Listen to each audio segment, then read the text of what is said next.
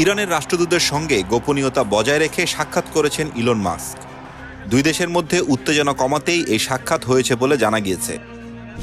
বৃহস্পতিবার মার্কিন সংবাদ মাধ্যম নিউ ইয়র্ক টাইমস লিখেছে, গত সোমবার ওয়াশিংটনে ইলন মাস্কের সঙ্গে দেখা হয়েছে জাতিসংঘে নিযুক্ত ইরানের রাষ্ট্রদূত আমির সাঈদ ইরাবনীর।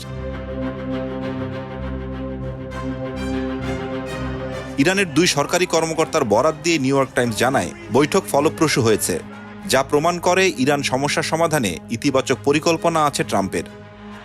তবে আগের মেয়াদে ট্রাম্প যুক্তরাষ্ট্রের প্রেসিডেন্ট থাকাকালীন ইরানের সঙ্গে চলমান সকল পরমাণু চুক্তি থেকে বের হয়ে এসেছিলেন।